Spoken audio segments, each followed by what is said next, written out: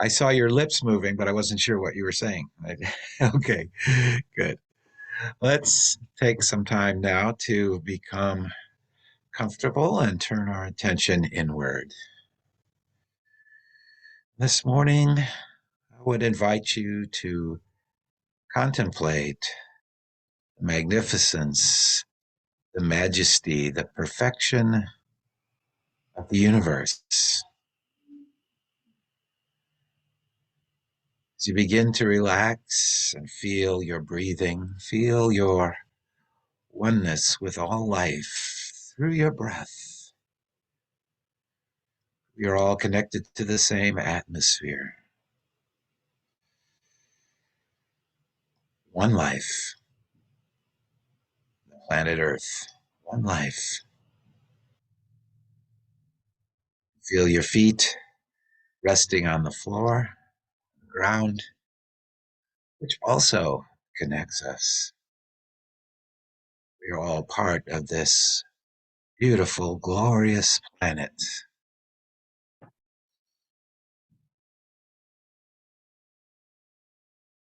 As we look out on the daytime sky, it may be overcast, filled with clouds of white and gray.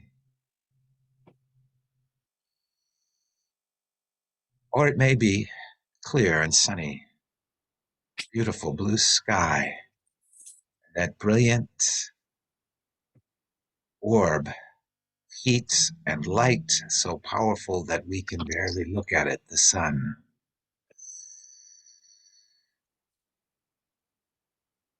And when we look out at the nighttime sky, vast field of blackness with pixels of light dispersed throughout. And if we were to rise up out of the planet, travel into space, we would see even more. We would see the glory of the many countless galaxies of different spiraling shapes and varied colors, the vast expanse of space. These galaxies containing suns or stars, like the one we see in the daytime, some of them much larger than our own sun. And if we could zoom in, we could probably see planets, perhaps with life forms similar to those we see on Earth. And all this vastness moves according to perfect law. This is part of the perfection of the universe, its beauty, its glory, its orderliness. And we are a part of that. When we contemplate the universe at the largest scale, we seem no more physically than a brief quantum event. But if we look deeply into the universe, what its composition, past molecules and atoms to quantum events themselves, and if we were to see ourselves from the viewpoint of a quantum event, our physical being would be like the vastness of the universe. So we sit here in the midst of this perfection, containing a universe and living in a universe and experiencing and knowing all this in our minds. So our bodies may be small, but our minds are vast, expansive to the seemingly limitless mystery of space or into the seemingly limitless mystery of molecules, atoms, and quarks. Our minds encompass all this. We are ourselves, ideas, in the infinite mind we call God, this universe in its perfection at every scale consists of ideas in the omniscience Spirit, the infinite mind of God. And each idea is perfect and part of a larger perfection. So when you see yourself in the mirror or think of yourself, recognize your connection to this perfection. Recognize that you yourself are a perfect idea in an infinite mind, and you are a perfect idea with the capacity to contemplate this infinite perfection, majesty, and beauty. Our wholeness consists of our connection to the earth, to the universe, to God, Spirit, the infinite mind.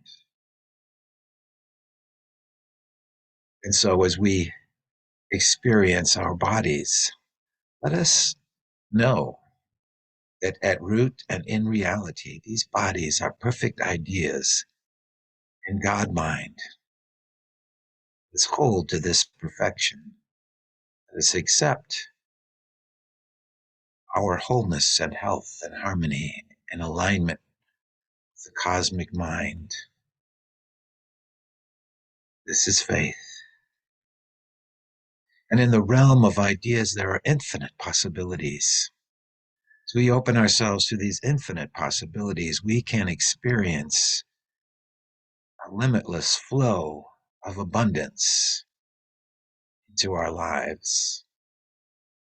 We cease thinking of wealth as a matter of a quantity of money or property and open our minds to an infinite flow of ideas and substance, limitless, beyond measure. This is our prosperity. This is our abundance, this infinite resource of possibilities. We open to that, just as we open to our own wholeness, to the energies of the universe that sustain us, to the perfect mind that forms us. So this day we are open and receptive to the infinite, its limitless energy and life, intelligence and substance. We take a few moments now in the silence to allow ourselves to experience in a larger and in a smaller sense perfection, harmony, and order that is what we are. In the stillness and the silence we receive.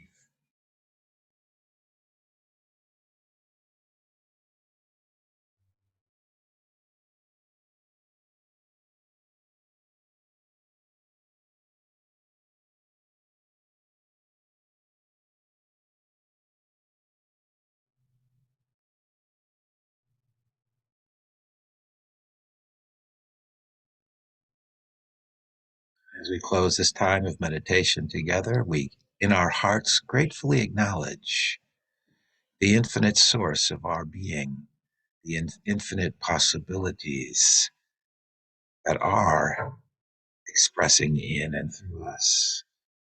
We gratefully acknowledge our unity with this vastness, this majesty, this beauty, this glory. We gratefully acknowledge the Christ self, that divine image and likeness of the infinite. We accept our good, and so it is. Amen.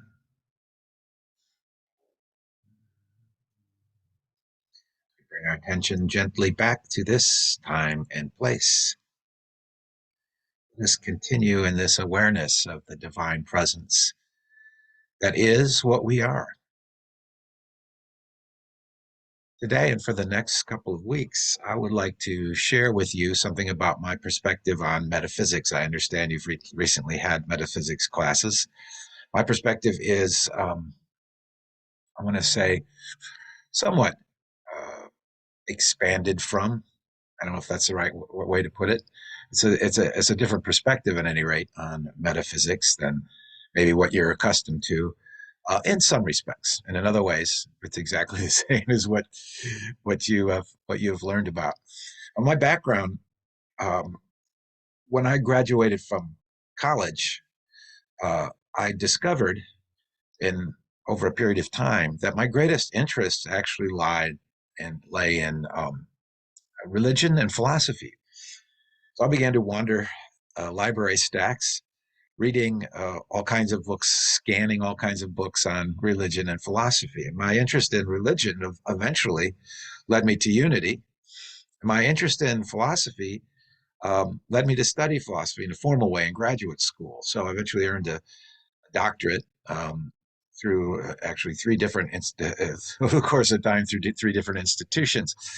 And so what I want to share with you today is more from that philosophical perspective about what metaphysics is, because metaphysics originally originated as a branch of philosophy. In simplest terms, metaphysics is the attempt to rationally understand reality and appearance. Rationally understand reality and appearance. Now, I know that religious people tend to think of revelations and feelings as sources of knowledge superior to reason. On the other hand, if we look at history, all the progress in science, technology, and government, and even morality, has resulted to a great extent from the human use of our power of reason to think logically. Intuition can help us on this quest for truth. But when we look at the history of any scientific progress you would choose to explore, you can see that the individuals who have had important scientific intuitions are people who had a background of extensive philosophical or scientific knowledge. And they use logic to bring into fruition the fullness of those original intuitions. I recognize that my perspective may seem odd coming from a minister. So I also need to add, before I go into sort of this more, if you pardon the expression, more academic perspective, I recognize that I find much truth and beauty and good and inspiration in the Bible and in other sacred literature. I believe that the great religious masterpieces are well worth reading and reflecting on. So, my point today is that we are best served in our quest for truth by also using our innate powers of reason, and to show a little bit about what that means in terms of metaphysics. The rational quest for understanding generated non anthropomorphic concepts of God and an understanding that humanity is intimately connected with God. We are emanations of God. This came not from scriptures so much as from rational thought, this realm of philosophy and metaphysics. And instead of a morality rooted in divine commandments, metaphysical exploration generated rational moral theories that were in effect independent of religious revelations, although most likely certainly also influenced by those revelations. To the extent that humans have made moral progress, it is a result of our reasoning about our values. The Bible has basically said the same thing for 2,000 years, but reasoning about what it says has led to moral progress. For example, reasoning about has led us to reject slavery as wrong a long time, but we eventually got there. Even though the Bible takes slavery as a normative institution and in no place really directly opposes it. It was our reasoning about some other ideas that led us to reject this idea that a person can be enslaved, that it's wrong, and to recognize the wrongness of that. Because metaphysics was rooted in rational contemplation, some metaphysicians also contributed significantly to mystical practices. Somewhat paradoxically, it's been only recently that the term metaphysics has become associated with ancient beliefs about supernatural entities and energies, astrology, crystals, shamanic practices, and a host of other non-philosophical and non-scientific ideas. I'm not opposed to such beliefs and practices, What I'm saying is that they really have nothing to do with metaphysics as a branch of philosophy. So that's what I really want to look at, is this idea of this core idea of metaphysics. There's basically four metaphysical theories, four basic theories about reality and appearance that are been held to throughout history in different parts of the world. Those four basic metaphysical theories are materialism, or sometimes called physicalism, dualism, which holds to the idea that there's both mind and matter as distinct substances, if you will. There's neutral monism, and I'll explain that a little bit more later, and metaphysical idealism, which is kind of what you're accustomed to from studying unity, the idea of mind or spirit as all. Now, in materialism, the materialist metaphysic, if you will, there are only material objects and physical laws. And so a materialist holds that basically mind is an illusion, or just basically material brains experiencing material events. And under this view of materialism, human actions are all determined by physical laws. So free thought, mind, free will are simply illusions created by this physical or material reality. That's materialism, right? Second one, dualism, basically holds that both mind or soul, sometimes called, and matter are both real substances that in some way interact with each other. This is the most commonly held metaphysical theory, I think, but it's also incoherent, logically incoherent. On the one hand, if all physical things consist of matter and are governed by physical law, that logically implies that all human bodies are, in effect, machines whose motions in the world are governed by physical laws. And so all human action is really predetermined by and controlled by these laws and these interactions of matter. Okay, so that is the logical conclusion of the idea of the reality of matter. On the other hand, the concept of mind includes the idea that the human will moves the body, that mind, not physical law, moves matter, or at least it moves the matter of the human body. So clearly, logically, the concepts of dualism cannot both be true, right? If the body moves according to physical laws, it is not moved by mind. If the body is moved by mind, it is not moved by physical laws. So dualism doesn't really hold up logically, as it's pretty much acknowledged in schools of philosophy. And yet, interestingly, that's the way the world kind of seems to us, dualistic. Most religious people, I think, are dualists. They believe both in matter and materialism and in soul. So while most people believe in dualism, it's because they don't see the logical contradiction of that belief system.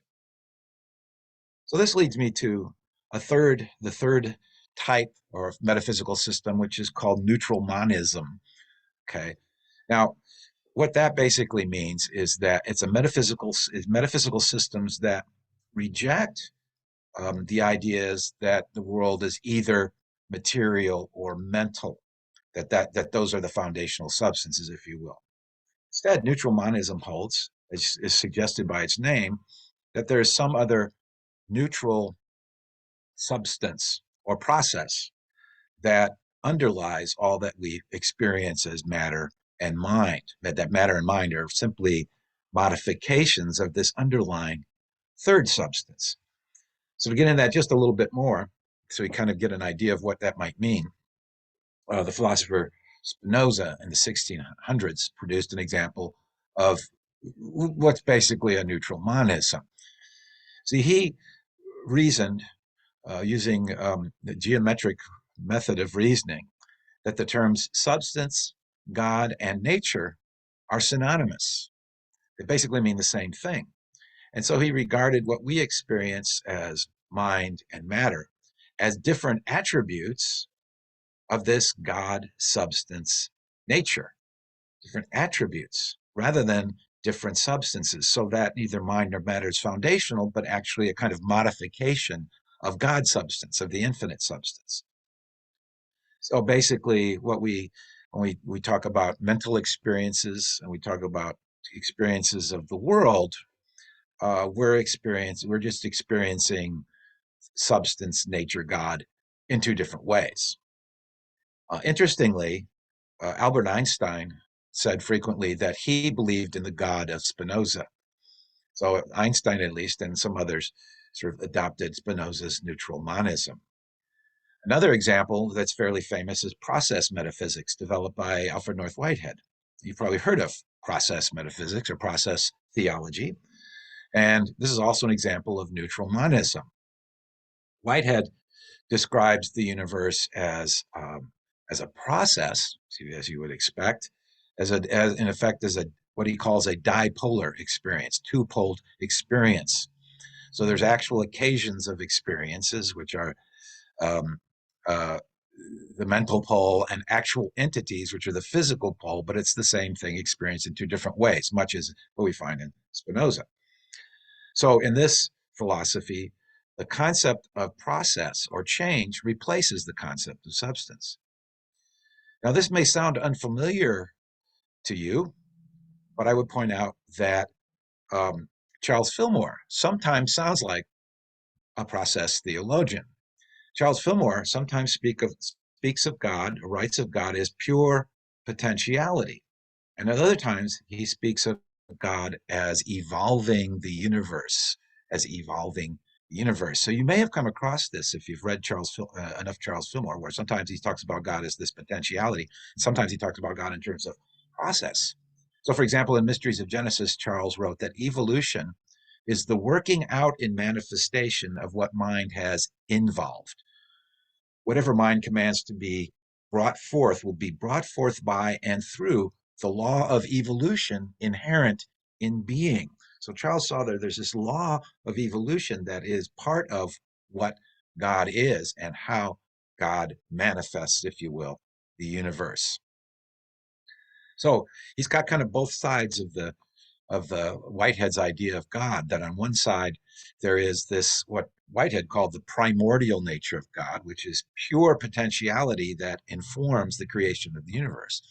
And then on the other side of the world's evolving, is what Whitehead called the consequent nature of God. So what's unusual about Whitehead's metaphysics and the theology that was influenced by it, what's unusual about it is that instead of God being eternally the same and unchangeable, uh, God is that, and God evolves, God changes, and so this idea is picked up in if you want to study in a traditional seminary, you might very well take a course in process theology.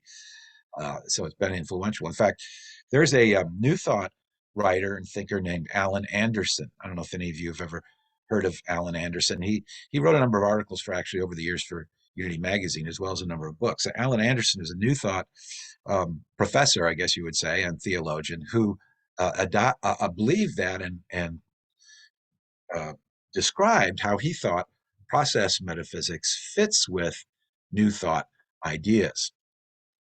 Well, in any case, you're probably mostly familiar with Charles Fillmore as an idealist, talking about the reality in terms of mind, ideas, and manifestation. And in fact, in a few places, he actually even denies the reality of matter or points out that matter is unreal.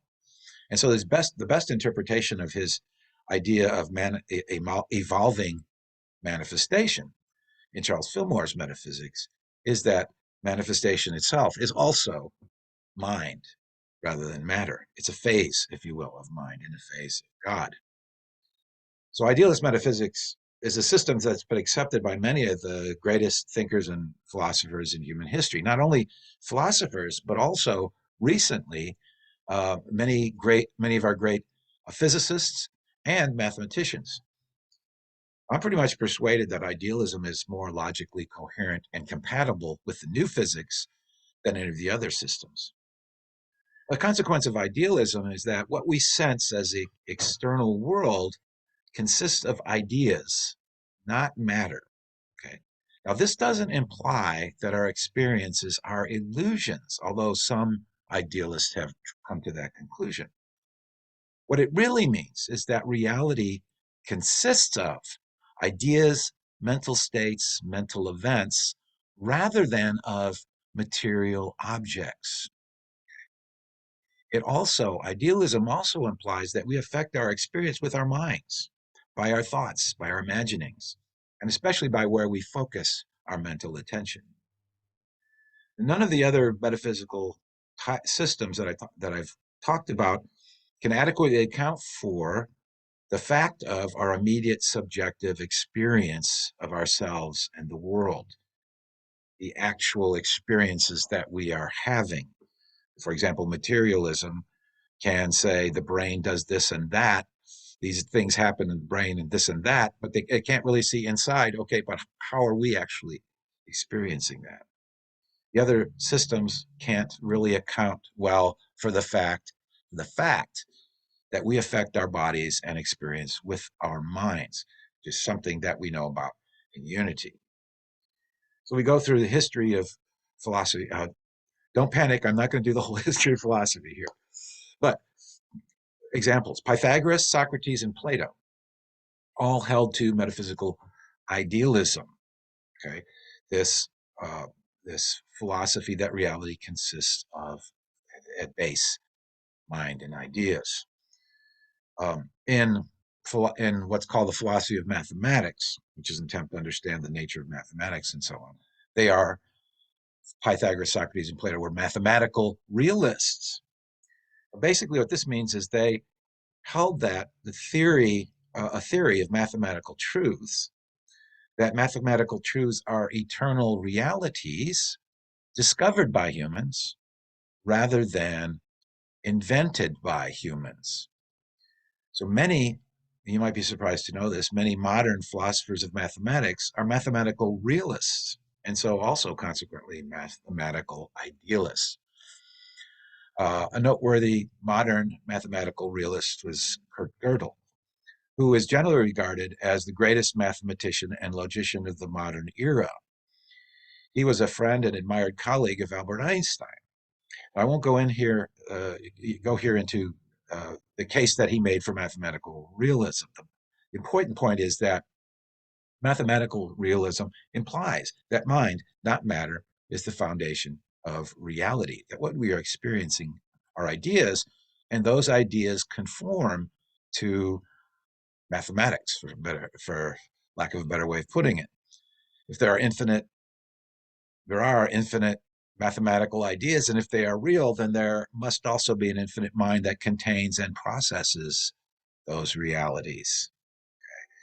If you think about the world mathematically, part of that means thinking about forms geometrically, okay, and thinking about things in terms of uh, thinking about forms in terms of, in effect, geometry and geometric principles.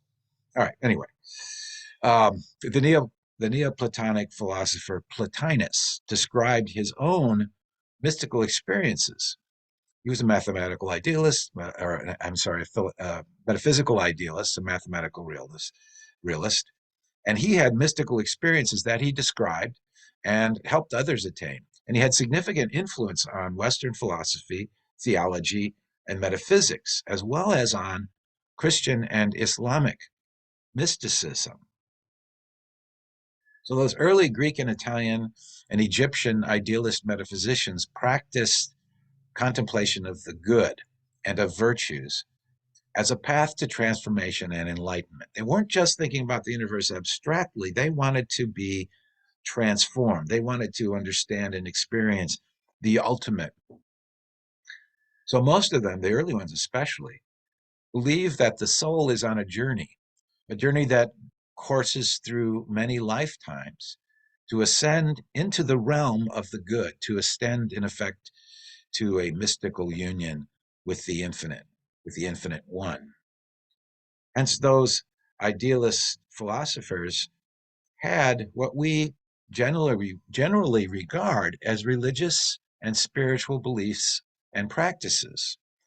They weren't Christians or Jews or of any other particular religion. They were philosophers seeking to experience the divine reality and to understand the nature of the universe.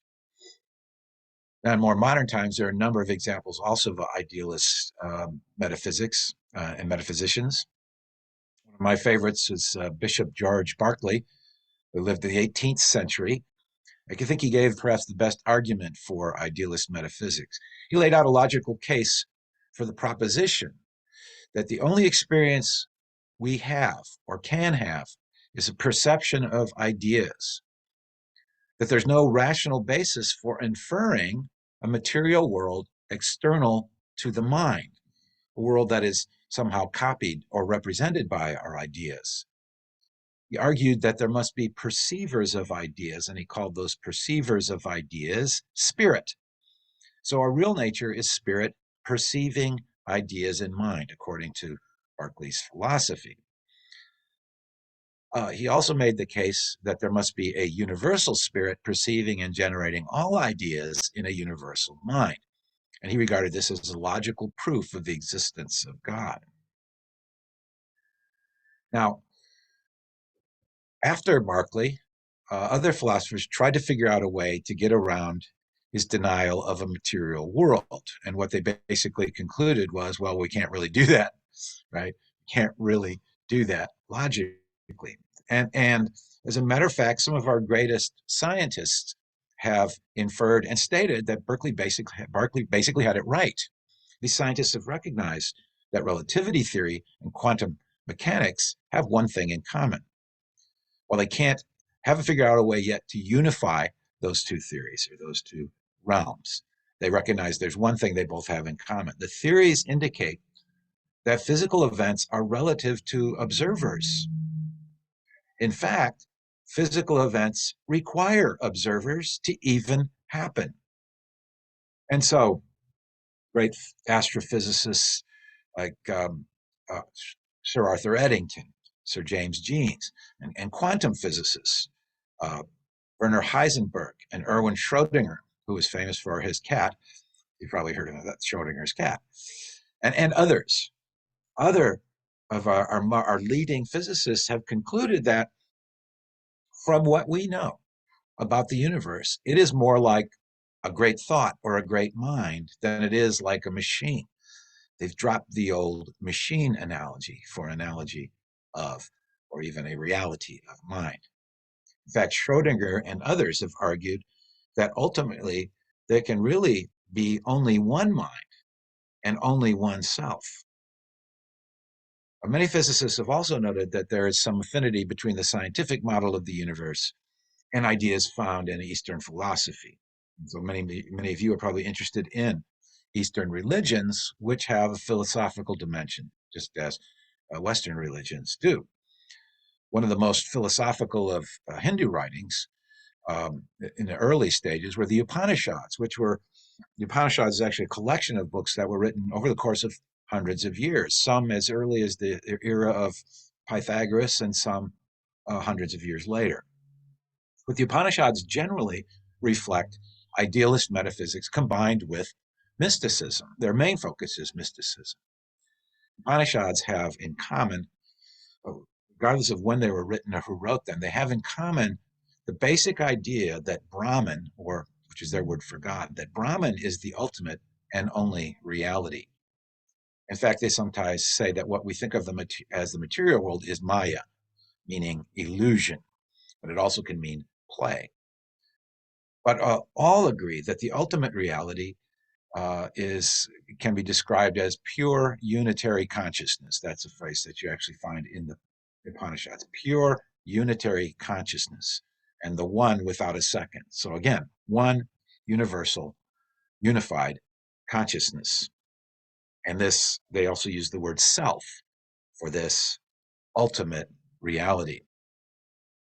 So the metaphysics of Hinduism is grounded in an idea of consciousness and an understanding that everything that we experience really emanates from and is experienced in consciousness. So this theory that we find in the Upanishads is almost exactly the same as the Egyptian philosopher Plotinus, lived in the 3rd century that I mentioned earlier. The in the mystical experience, all appearances dissolve into pure unitary consciousness. Is one of the things that these philosophies tell us. And so we see in the Upanishads and in other forms and other writings of Hindu mysticism that the ideas there, the theories there, are fundamentally the same as what you find in Western idealist metaphysics and mysticism. Now, Taoism is a little more difficult to pin down in terms of what its metaphysics are, other than the Tao is the source and reality that pervades all things. So it's not, strictly speaking, explicitly materialistic or a mind theory, but it's definitely monistic, and maybe we could say um, it's more like maybe it's more like the neutral monism that I mentioned before. Now, Buddhism, just one last example of the Eastern philosophies. Buddhism regards uh, metaphysical speculation as a distraction from the goal of liberation. So in Buddhism, metaphysical speculation is kind of discouraged as being sort of, again, a distraction from the primary goal of attaining nirvana, right? And at the same time, Buddhism does rely upon, for its whole system, it has a couple of metaphysical assumptions, right? One of the assumptions is that the physical world consists of what are called sankharas or samskaras. It's two different languages, but basically the same concept. The physical world consists of these sankharas, which are impermanent mental conditions. So it really kind of goes back again to the idea of mind as the reality. Their second metaphysical assumption is the assumption of reincarnation, which they interpret a little bit differently than Hinduism and other systems. But reincarnation for the Buddhists is a kind of reaggregation of these sankharas from a previous life. So not a soul moving into different bodies, but more these mental conditions come back together, right, in another time and sort of in effect in another life. And in Buddhism, again, there's different schools of thought, but some think of um, the world as a kind of illusion. And in any case, the metaphysical assumptions of Buddhism are consistent or compatible with this idealism and mysticism that we've talked about. Because when you look at the idea of the goal of nirvana and what nirvana is, well, it literally means to extinguish. What they're really talking about is this extinguishing our limited and false sense of self so that one can achieve a state of pure consciousness and bliss. So, nirvana in Buddhism, when you read descriptions of it, is very much like the mystical union that you find, description of mystical union that you find in Hindu and other literature. What the various idealist metaphysics have in common, for one thing, is that their God concepts are non-anthropomorphic, not anthropomorphic. They don't conceptualize God as a big superhuman person somewhere. They generally think of God as limitless, as infinite, and also as omnipresent, and also as good. Okay. So these philosophies generally think of humans as intimately connected to God, and even as capable of ascending to ultimately to a mystical union with this infinite one, to have that same, one might say, that same consciousness, whatever it is. So we can see how a religion and spirituality could be based purely on a kind of rational metaphysical idealism, right? With combined, I suppose, with mystical goals. In fact, idealism, at least in the Western world, and I would argue in India as well, idealism is a primary source of mysticism. The meditative practices of the Pythagoreans and the Platonic and Neoplatonic philosophers were actually adopted and adapted by Christian, Jewish, and Muslim mystics. So mystics and the theologians of those traditions drew upon the practices and ideas of these uh, metaphysical idealists, early centuries. Spirituality of metaphysical idealism is centered in contemplating the nature of God, the good, the beautiful, and the true. And part of that contemplation involves rationally thinking about those things. Part is just focusing on the experience or an affirmations, statements derived from thinking about those profound ideas. The ethics of idealism is not so much about obeying rules as it is about incorporating virtues such as love and wisdom into our consciousness and into our actions. Not rule based, but one might say virtue based. Rational ethics of metaphysical spirituality are based on trying to rationally understand the nature of the good, or or having an experience, one might say, of divine union. Right? So metaphysical spirituality or religion doesn't really require formal community or worship or rituals, but it can have those features. The Pythagoreans, for example, practiced communal living, which was later imitated by the Essenes, who you've probably heard of, and also by early Christian communities. They got those ideas of communal living and from the Pythagoreans.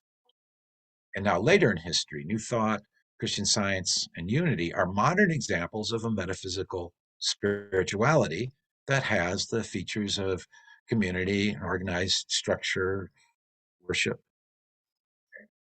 The great practical discovery of the 19th century idealists, especially the transcendentalists and New Thought leaders, the great practical discovery they made in that era was that what we direct our attention to, we magnify in our experience. So, by withdrawing our attention from ideas of illness and refocusing our attention on ideas of health, illnesses can be cured.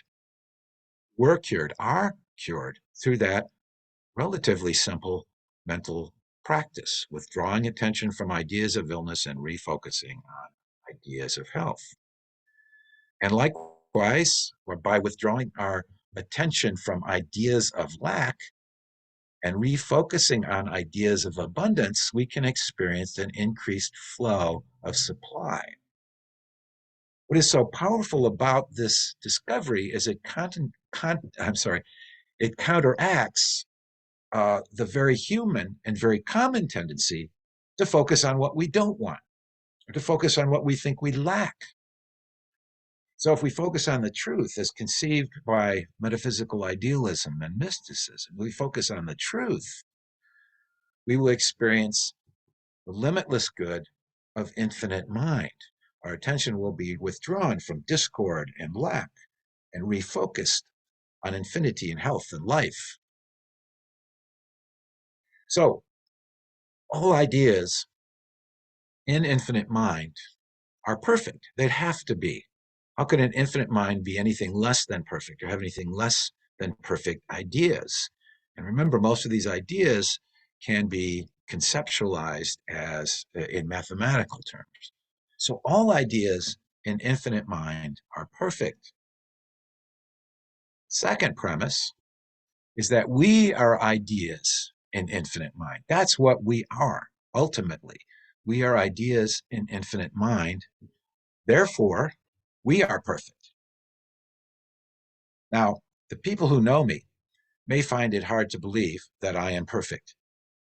Sometimes I find it hard to believe.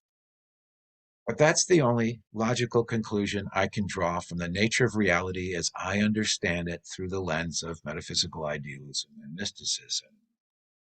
I am a perfect idea in divine mind. We are perfect ideas in divine mind. And by focusing on that truth, that I am perfect, I must, according to this law of mind, if you will, I must experience and evolve harmony instead of discord and abundance instead of lack. That's what my experience must become as I focus on this truth that I am perfect. It may take a while to figure out what that really means. And that's the point of contemplation, taking this into your consciousness and accepting it as the truth of your reality, and letting the idea unfold in your consciousness so you experience that and you evolve that. So this is what I believe about you, each one of you. You are a perfect idea in infinite mind. And if you focus on that truth, you will experience and evolve the perfection that you already are. And so I invite you to hold as a sort of final thought for today this truth in your mind right now. This truth. I am a perfect idea in infinite mind. I am evolving harmony and abundance. And so it is. Thank you for listening.